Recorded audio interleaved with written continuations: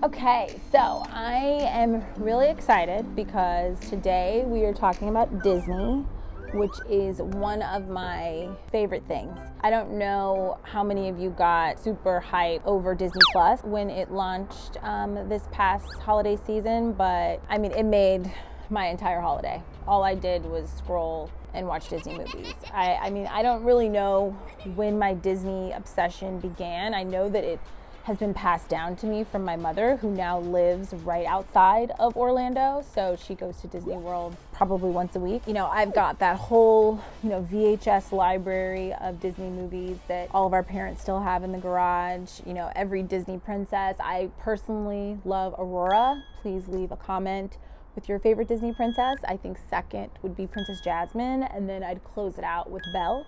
So would love to hear your ranking of Disney princesses. I feel a little guilty that Princess Tiana, isn't really, a part of that. But in my defense, the princesses that I named were actually, like born princesses versus Tiana actually married, like her prince. So my hope is like that can, still let me have my black card for not having Princess Tiana in my like top 3.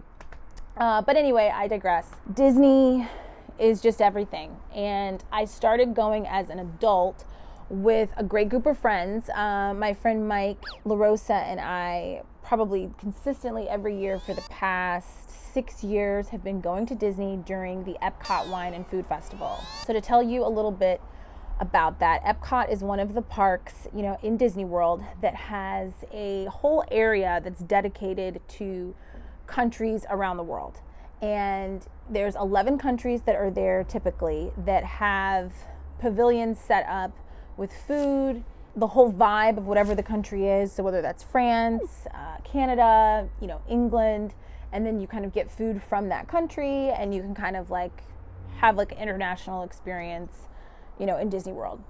But in the late summer to fall, there is the Epcot Wine and Food Festival, where there are 22 countries and even more food and wine to kind of like make your way through. So of course, someone had to come up with a challenge called Drink Around the World, which is where you have a finite amount of time that you have to get through all 22 countries with a full drink and not black out. So the running joke is that you kind of start in Australia and the last country that you get to is Canada. Again, there's no like method or geographical like sanity to this. But anyway, you start in Australia, you wind up in Canada. And the joke is that you never get to Canada. I've seen bachelorette parties, I've seen bride and grooms, I've seen large groups, of friends like my group. We've got matching t-shirts, there's, tons of, it's just gone viral, this kind of challenge about getting around Epcot. And you usually see towards the end of the day, people not making it and people having legit kind of like adult meltdowns because, they haven't finished the challenge in the time that they were supposed to. I may or may not have had one or two of those meltdowns like in my time. Okay, so just doing a check-in. We have 7 more countries to go and we have 2 hours. Got it. Cheers, bitches. 11. Here we go. Yes, but that's not what we're here to talk about.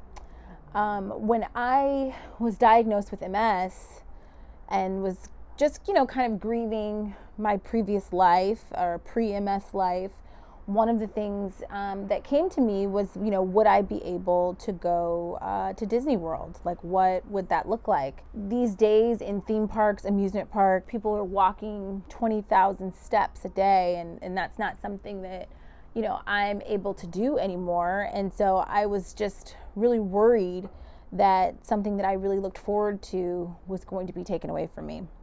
And my friend Mike, who's my co-conductor, he just did a deep dive into what Disney had as options for people with disabilities or people that just needed a little bit of assistance. And turns out Disney has a whole plan in place. So I rented a scooter. You go to guest services at any park. You simply tell them that you need assistance, they take a picture of you, they scan your ticket along with everyone that's in your party, and that kind of pass allows you to go to any line. If there's a 90-minute wait, you simply go up to, the employee, tell them that you want to do the ride, and they give you a return time. So you don't have to stand in the sweltering heat that is Florida. You don't have to stand in line for an hour and a half. You can go get something to eat. You can go do another ride and kind of come back to do the ride that you intended to do. And it cuts down on time in the park. So when you're feeling fatigued or your energy's getting low, like having this pass just really helps you be able to kind of see it all and do everything, that you want to do. So it's a great resource and really lets you be able to enjoy the park, and your friends and family get to join you. So you're not, flying through all of these rides by yourself. That's not fun either. So it's really been great the past couple years that I have had to use the pass. And this last October, I was really just disappointed and devastated because I experienced, my first encounter with discrimination towards people, with a disability. It was the end of the night. We were leaving Epcot and we're headed to what is called the Transportation Center, where buses take you to your hotel. And it's a free service that Disney provides, which is, amazing. And typically there is an ADA or kind of priority line that you can go in. If you're in a scooter or in a wheelchair, it allows you to board the bus first with the rest of your party and then get yourself settled, and then everyone else kind of comes on, after you. So as we're approaching, the bus depot, we noticed that the priority line is zip tied and kind of roped off. So we approach an employee. They are called cast members. We approached a cast member by the name of Shannon to ask her, why this was roped off. Did she mind, removing it for us, because we were headed to, the Port Orleans Hotel and, wanted to pre-board. I don't know what Shannon was going through that day. I don't know what her life story is. She certainly tried to tell me, but she went in on me saying that I was taking advantage of the system, that, people that are disabled are not, more entitled than others. I have to wait in line with everyone else. It's the end of the night. When it's the end of the night, there is no ADA line. There's too many people. I'm no better than anyone else. She went on to tell me that her daughter was disabled. So because her daughter is disabled, she knows full well what the ADA rules are, and I should not be trying to get over or take advantage of the situation. So I was pretty speechless. My friends and I really tried to de-escalate her, and we're just okay, got it. I'm gonna scoot my little self into this line, no worries. She proceeded to follow me, yelling at this point that I, again, was entitled and I was dishonest, and I should know better than to be taking advantage, of the system. So at this point, people are staring, I'm crying, and I'm just beat down, embarrassed, and just not understanding why this woman, is being so aggressive with me and, just attacking me. So I, at this point was begging her to just leave me alone. And finally her manager approaches, by the name of Scott. We didn't get off to a great start. Scott really was taking Shannon's side more, saying that we needed to lower our voices because this was a family, property, and, our behavior, needed to be brought down or down a level so that we weren't, upsetting these children or families that were around us. And so that didn't go over well for me or my friends. So there was a lot of just heated discussion. Scott finally came around. I don't know what clicked with him, that this probably isn't the way that this conversation should be going, and he decided to listen to what we had to say, and he apologized for Shannon. and offered us passes to return the next day to the parks, and kind of just left us there at that. I was so just like emotionally drained. I think, I'd love to hear, from you guys how you feel when you are using your, assisted devices. I think, there's a lot of conversations I think that we have where you're feeling like, people are judging you or thinking, why does she need that? Because, I can walk. So, I would be in my scooter in the park, I would park it, and then I'd get up and go to the bathroom. And, you have this insecurity of like, are they staring at me? Are they wondering why does she have the scooter? Because I just saw her walk to the bathroom, or I just saw her, walk to get some popcorn. She's not, chained to the scooter. So if you're not chained to your device, does it mean that you really need it? And so those insecurities, that doubt, that feeling of judgment are all the things that I carry with me when using these devices. So to have this individual pull all that out and put it on display, and basically all of my fears, all of my worst nightmares about what I felt people might be thinking about me came alive in Technicolor, in what is supposed to be the happiest place on earth, where I find so much happiness and joy. And so just all of those feelings just left me completely drained. We did not return to the park the next day. I chose to follow another happy source, which is Harry Potter. It was amazing. The Hagrid ride for my fellow Harry Potter fans was epic. I'm House Ravenclaw, in case you're wondering. Please let me know what house you are.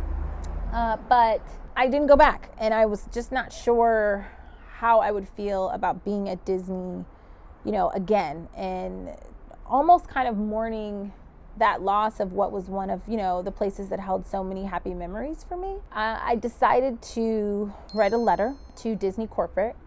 I got an automated response saying that, my letter would take a little bit of time to give them some time to get back to me.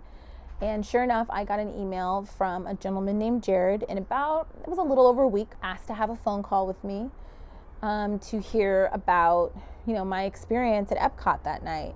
And Jared was just everything I would have expected from a Disney employee to be. He was so kind, he was so sympathetic, he profusely apologized for the experience. He didn't question, my version of the story. He didn't ask me if I misunderstood her. It just complete accountability, wanting to try to make things right. Wound up offering me, I thought was a very fair gesture to show that Disney, cared about my feelings and wanted me to stay a loyal, part of the Disney family. And so I get to go back to the park for about a week, completely comped.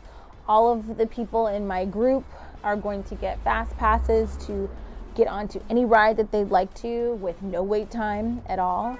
And it really helped put this situation kind of just to bed. And I think a lot of times when we are mistreated, we just kind of bottle it up. We don't really face it. We don't really, deal with it. We might fight for ourselves and defend ourselves in that moment. But then when you're still feeling, I don't know, I was still feeling void. I was still feeling, like things were not resolved. I decided to go ahead and take it, to someone else. I wasn't comfortable with just talking to, Shannon's manager that night. I felt like the Disney that I grew up with, the Disney that I love, that Disney wouldn't have someone being treated that way. And so I wanted them to know, and just to give them the opportunity to make it better. And I think that's the thing, is when someone or some entity wrongs you, give them the chance to make it right before you write them off. And I'm so glad that I did, because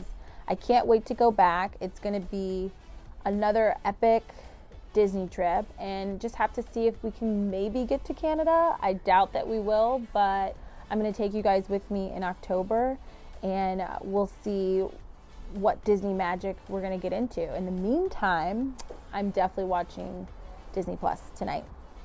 All right, thanks guys. See you soon.